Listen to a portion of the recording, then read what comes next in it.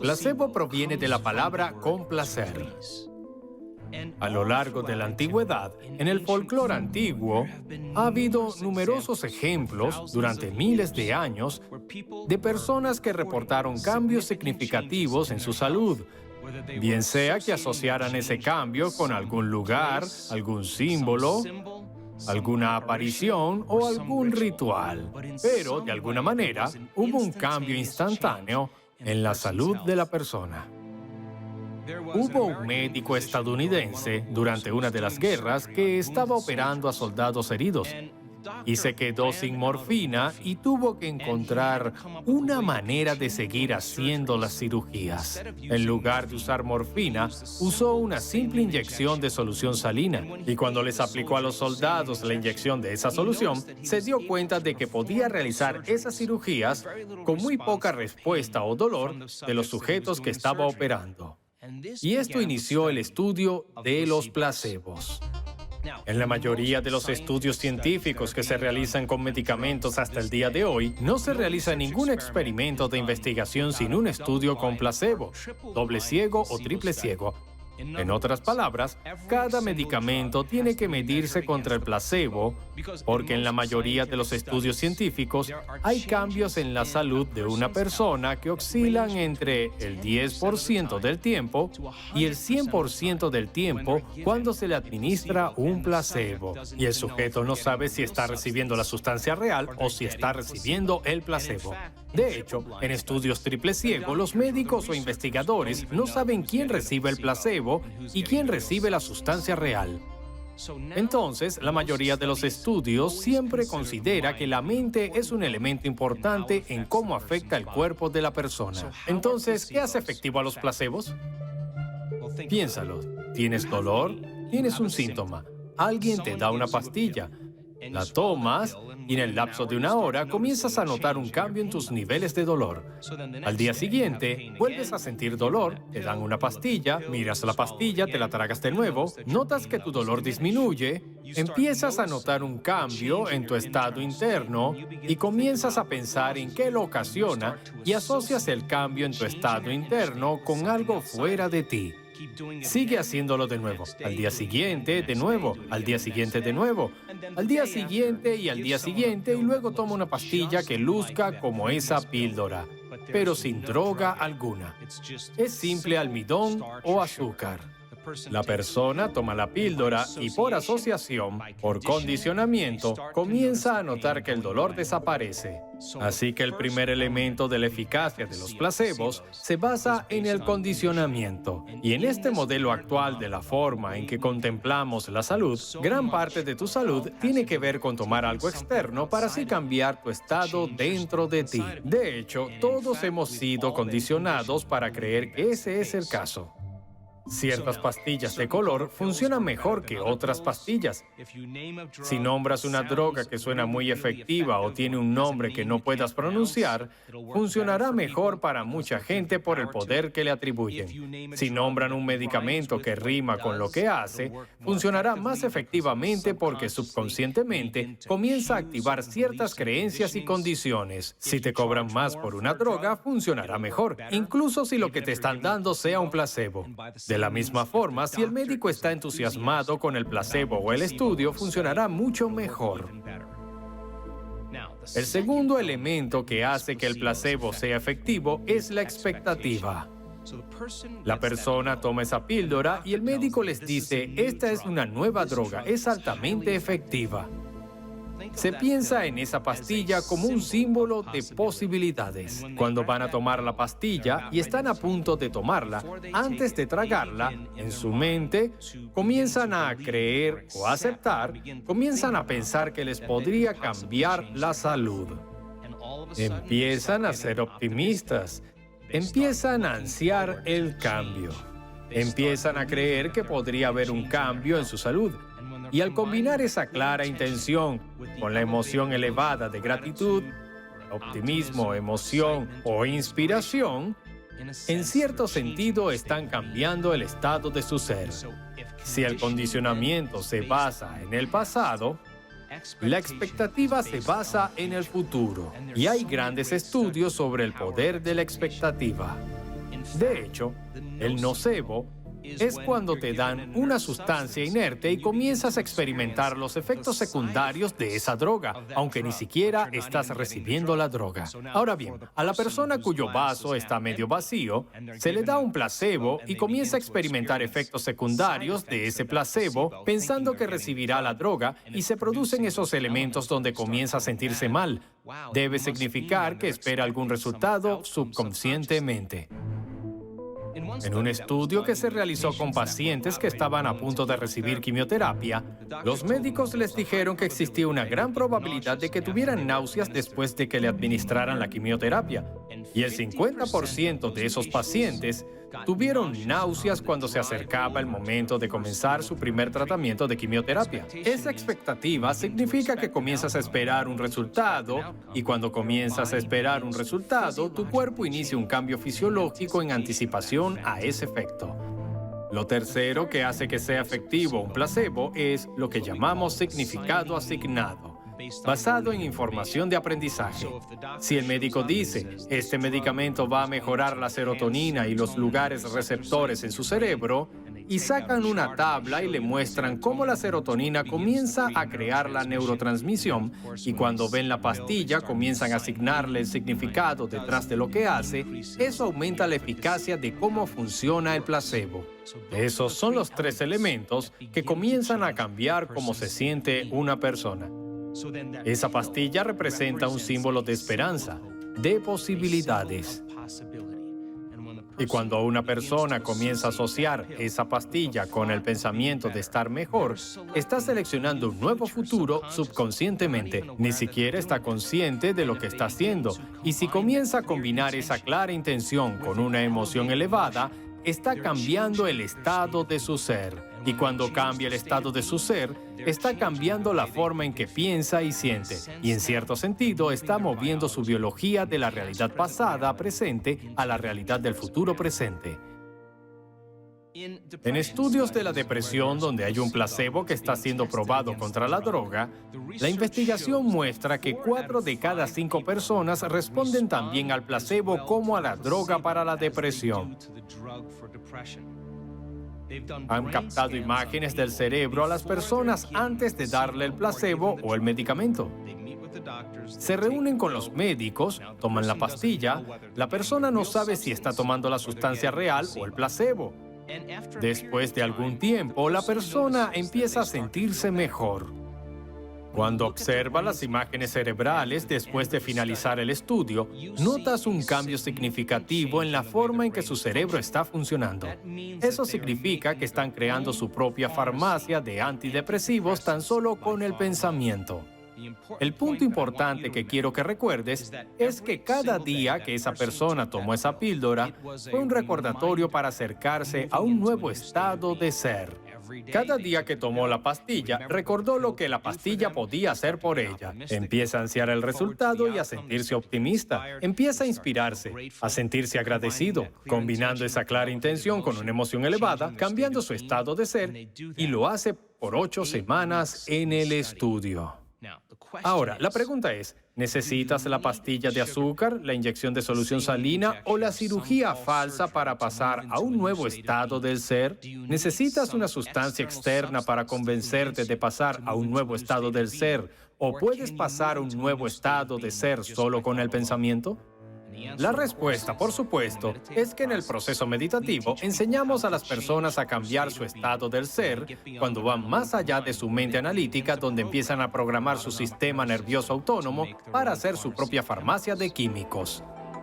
Echa un vistazo. Este es el EEG cuantitativo o QEEG.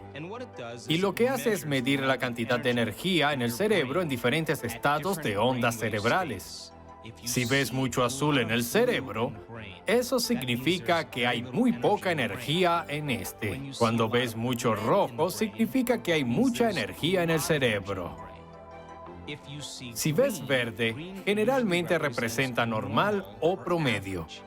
Si ves tonos de amarillo o naranja, es más energía, vas hacia el rojo. Si ves un azul claro o un azul un poco más oscuro, te estás acercando a una baja cantidad de energía. Esta área, entre 1 y 4 hercios, representa el estado delta. Esta área, entre 4 y 8 hercios, representa el teta. Esta es alfa. Esta es beta de rango bajo.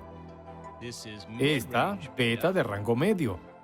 Y esta es beta de alto rango. Podemos determinar la cantidad de energía en el cerebro en diferentes estados de ondas cerebrales. Bien, este es nuestro primer caso.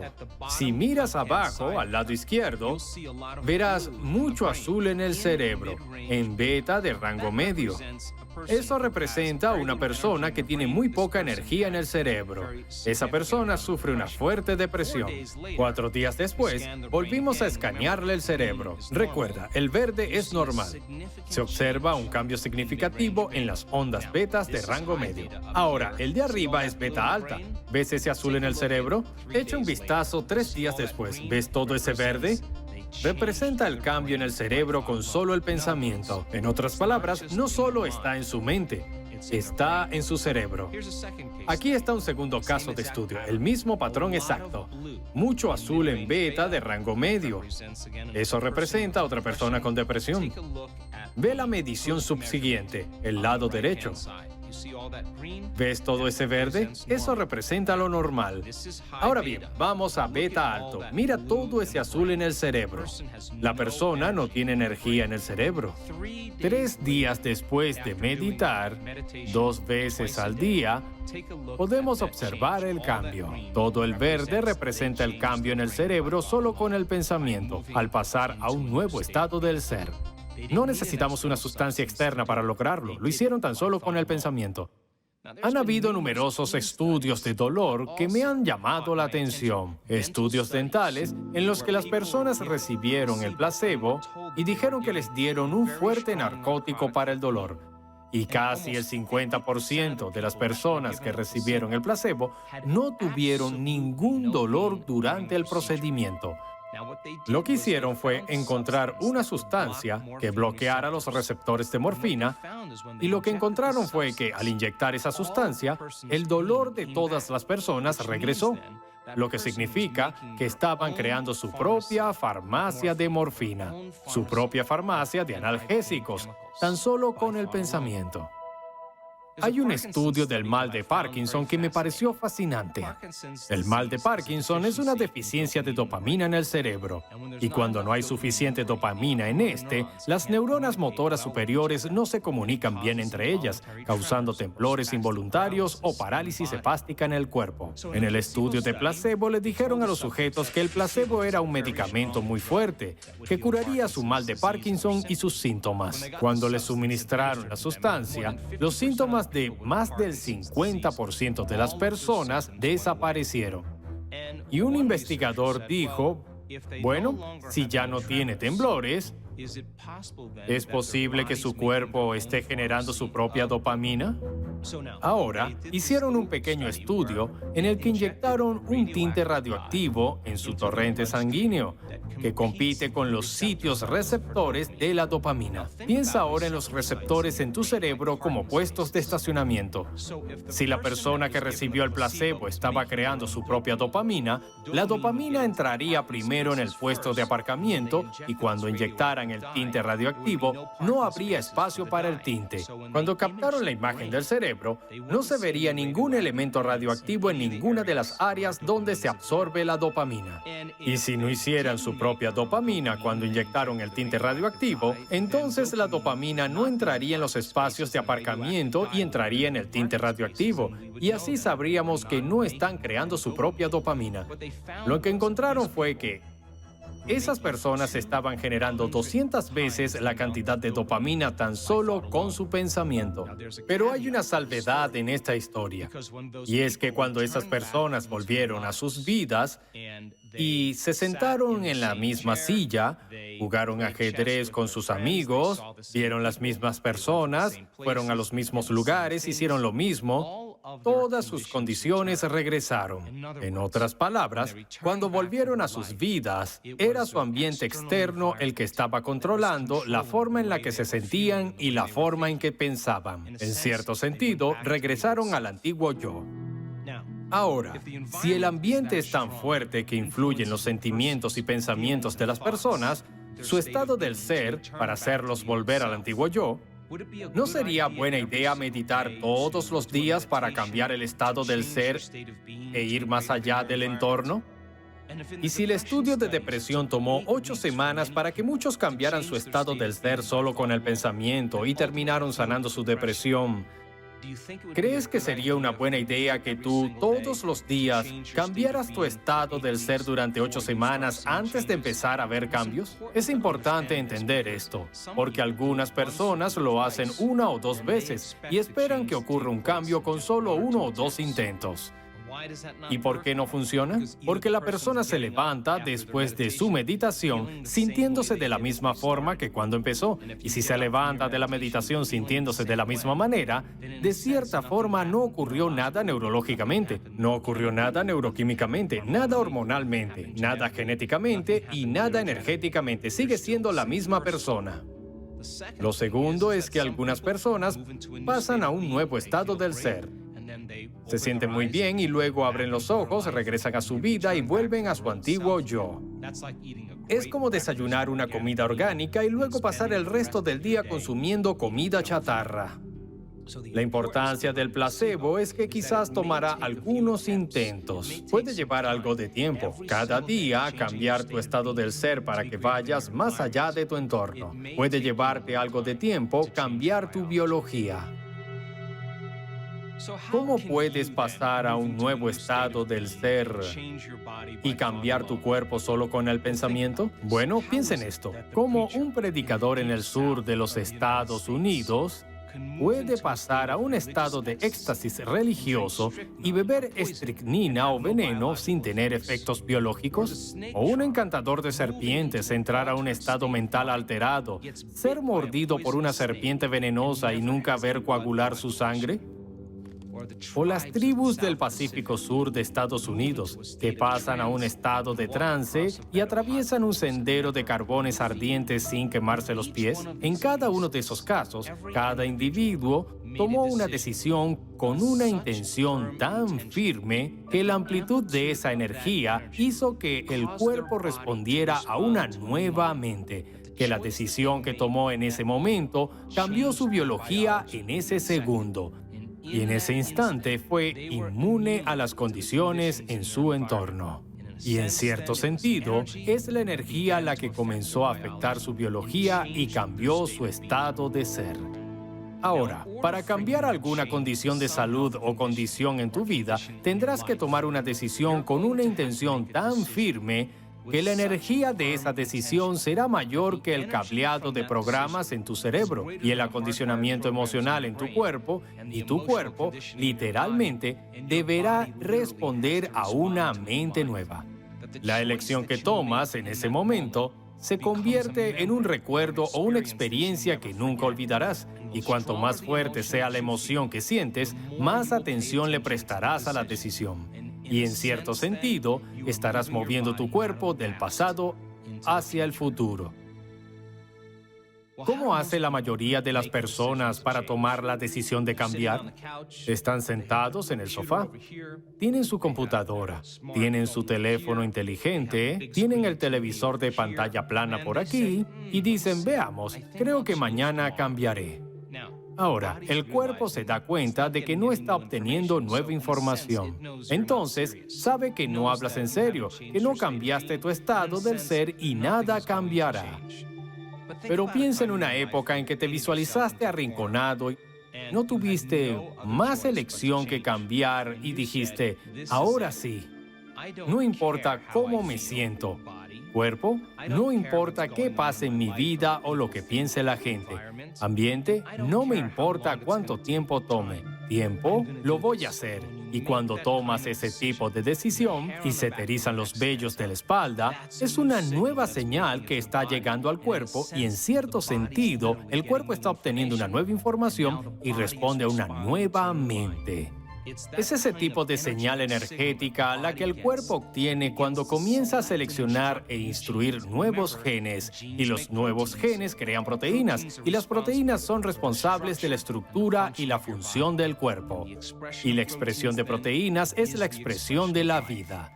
Para que puedas pasar tu cuerpo del pasado al presente, tendrás que cambiar tu energía. Y puedo decirte, tras hacer esto durante tantos años, que ahora sé que nadie cambia hasta que cambie su energía. Y cuando cambia su energía, cambia su vida. Entonces, ¿cómo debemos pensar para influir en nuestro cuerpo? Es muy simple, solo acepta. Cree y ríndete a los pensamientos que son iguales a tu estado emocional. Y no aceptes, creas ni te rindas ante cualquier pensamiento que no sea igual a tu estado emocional. Aquí tienes un ejemplo. Alguien recibe un diagnóstico. El diagnóstico es cáncer. El diagnóstico es artritis reumatoide. Puede ser esclerosis múltiple. En el momento en que esa persona obtiene el diagnóstico, en el momento en que recibe la noticia y como la anuncia el médico, es entendible que suceda algún tipo de cambio interno. Siente una emoción como el miedo, siente una emoción como el dolor, siente una emoción como el sufrimiento y siente ese cambio en su estado interno. Recuerda ese momento cuando el médico se lo dijo. El cerebro toma una instantánea y eso se convierte en un recuerdo a largo plazo. Ahora, la persona podrá decir lo que quiera. Voy a vencer esta condición. Pero si sigue viviendo esa emoción y dice, soy cada vez más fuerte y el cuerpo siente miedo, siente tristeza o dolor, o el cuerpo se siente desanimado, ese pensamiento nunca llegará al cuerpo, no irá más allá del tallo encefálico y puede hacer esa afirmación una y otra vez. Entonces, tiene sentido que si comienzas a cambiar tu estado emocional y en lugar de rendirte al miedo, comienzas a rendirte al amor o a la gratitud y piensas en la huella emocional del agradecimiento. Sin duda, algo te está sucediendo o estás recibiendo algo. Esa firma emocional es el estado perfecto para recibir. Si una persona siente miedo, no puede aceptar rendirse ante cualquier pensamiento que no sea consistente con el sentimiento del miedo. Nunca llegará a su cuerpo. Que cambie el estado de miedo al de gratitud y haga que esa persona abra su corazón y a pesar de las noticias, comenzará a cambiar su estado interno. Si está en un estado de gratitud y de recepción, aceptará, creerá y se rendirá a los pensamientos iguales a ese estado emocional y comenzará a programar el sistema nervioso autónomo en un destino completamente nuevo. Aquí tengo un ejemplo. Una mujer vino a una de nuestras sesiones de seguimiento un fin de semana y tenía programada una cirugía. Y había sufrido un accidente automovilístico y nunca había podido escapar del dolor debilitante. Y el dolor creó emociones de frustración, ira y tristeza. Se sentía muy limitada y víctima de su condición. Entonces programó la cirugía para el jueves después del evento. Ahora, en ese evento, ella tenía que entender que debía cambiar esas emociones por gratitud y al abrir su corazón y sentir gratitud a pesar de su pasado, a pesar de su dolor, a pesar de lo que podría suceder en el futuro, se centró en el momento presente y abrió su corazón. Cuando comenzó a hacerlo, comenzó a notar un gran cambio en la forma que procesaba la información. En ese momento, sintió un cambio significativo y un calor que le descendía por la columna vertebral y para cuando había terminado la meditación no tenía ningún dolor en el cuerpo. Bien, cuando llegó al evento, no podía ni sentarse en la silla. Tenía espasmos muy extremos, pero cambiar su estado emocional y pasar a un nuevo estado de ser fue la fórmula correcta que comenzó a programar su sistema nervioso autónomo para comenzar su curación. Si le preguntas quién la curó, dirá, no fui yo, fue una inteligencia superior. Yo solo me quité del camino. Y ella pasó de un estado del ser a otro estado del ser. Y al igual que en esos estudios de placebo, De repente los síntomas comenzaron a cambiar y su cuerpo comenzó a responder a una nueva mente.